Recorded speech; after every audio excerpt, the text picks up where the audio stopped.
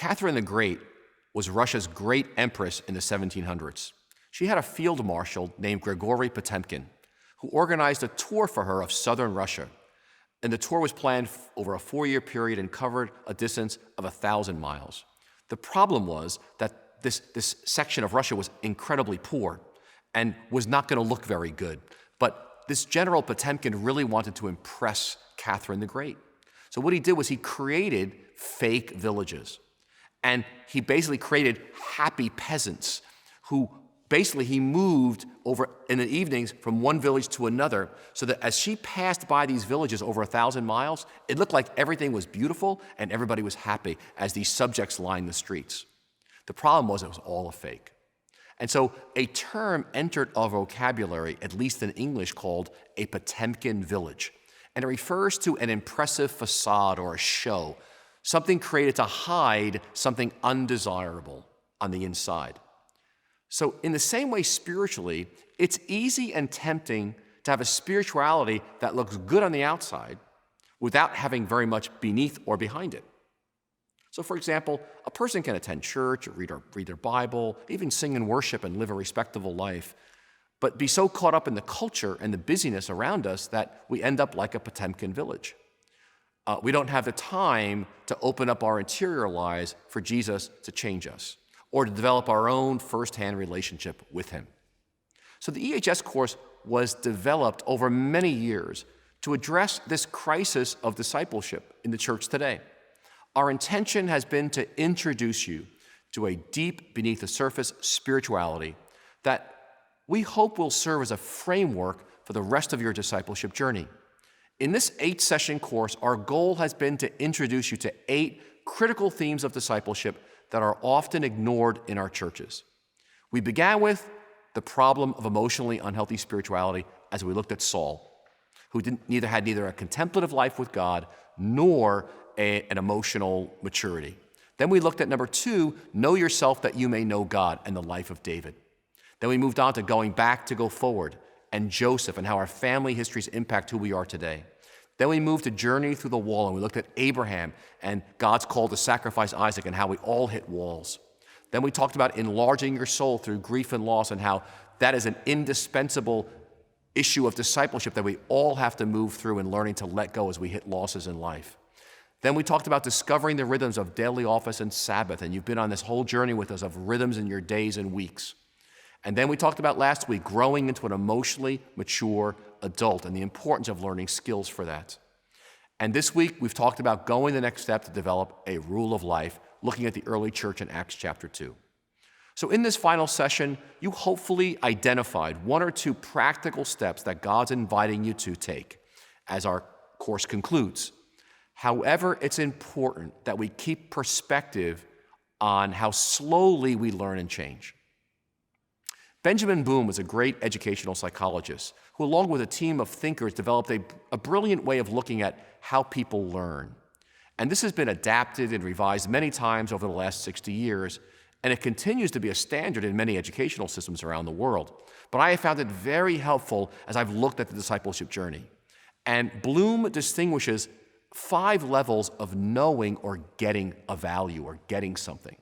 We tend to think in one of 2 ways. I know something or I don't know something. For example, I value caring for the poor or I don't value caring for the poor. What we don't always understand is that it takes a long time and many small incremental steps to really get a new value or a truth. And I find this very helpful as we think about all these profound concepts we've talked about in these 8 sessions here of Emotionally Healthy Spirituality course.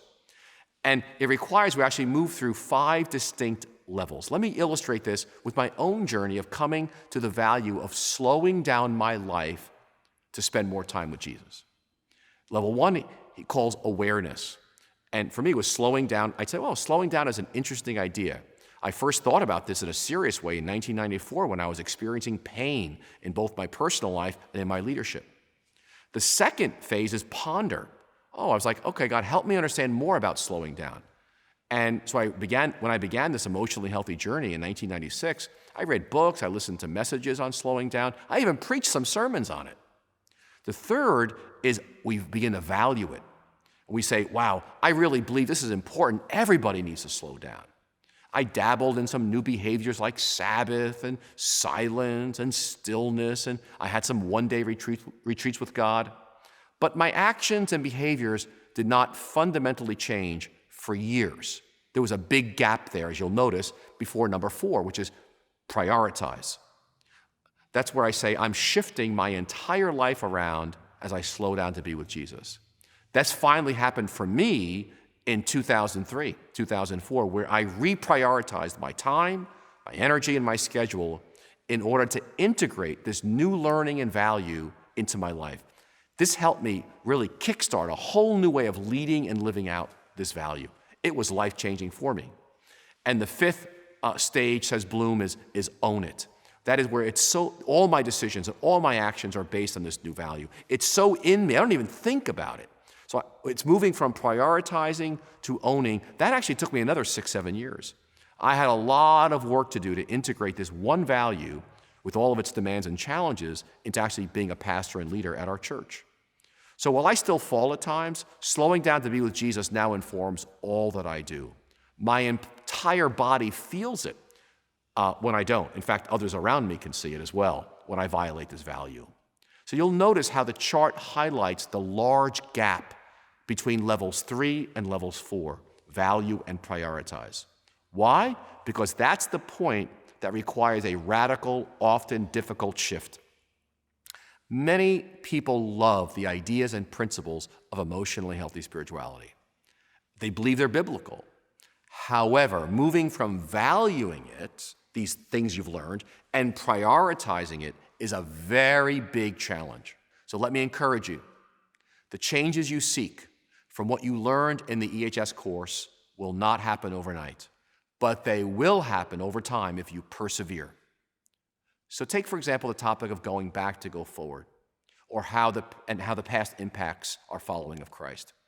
After 20 years, my understanding of this continues to deepen and mature. The same goes for the wall, for example, in session 4, and how indispensable biblical grief and loss are for becoming a mature follower of Jesus, session 5.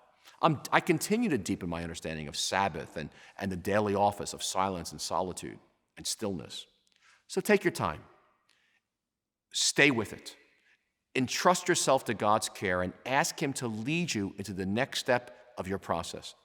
Tens of thousands of people around the world are on this journey with you and are experiencing powerful transformation in both their personal lives and in their churches. Stay with it, taking one step at a time. It's an exciting journey, and I promise you, neither you nor those around you will ever be the same.